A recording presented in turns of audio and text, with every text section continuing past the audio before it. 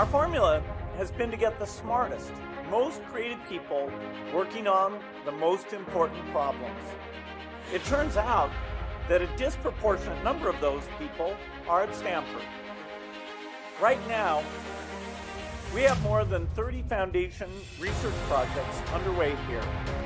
When we want to learn more about the immune system to help cure the worst diseases, we work with Stanford. When we want to understand the changing landscape of higher education in the United States so that more low-income students get college degrees, we work with Stanford. This is where genius lives. There's a flexibility of mind here, an openness to change, an eagerness for what's new. This is where people come to discover the future and have fun doing it. There are so many remarkable things going on here at this campus, but if Melinda and I had to put into one word what we love most about Stanford, it's the optimism.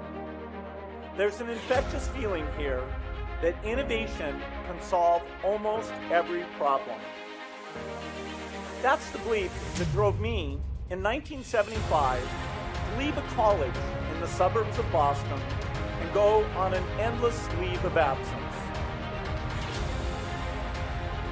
I believed that the magic of computers and software would empower people everywhere and make the world much, much better. It's been 40 years since then, and 20 years since Melinda and I were married. We're both more optimistic now than ever. But on our journey, our optimism evolved. We'd like to tell you what we learned and talk to you today about how your optimism and ours can do more for more people.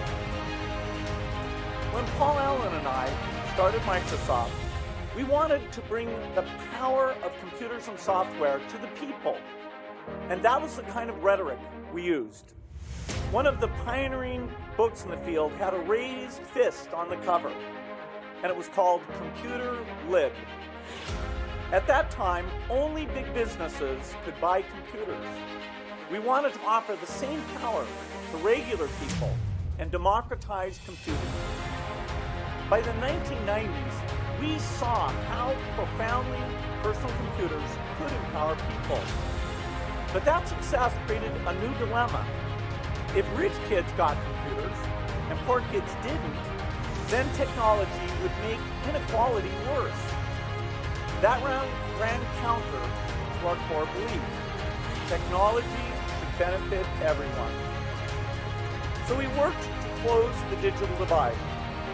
I made it a priority at Microsoft, and Melinda and I made it an early priority at our foundation, donating personal computers to public libraries to make sure everyone had access.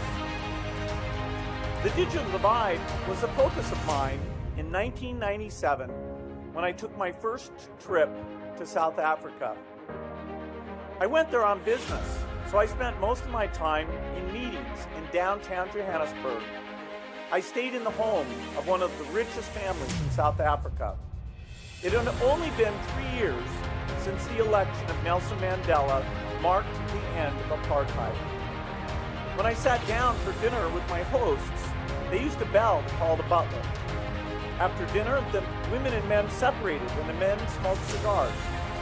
I thought, good thing I read Jane Austen, or I wouldn't have known what was going on.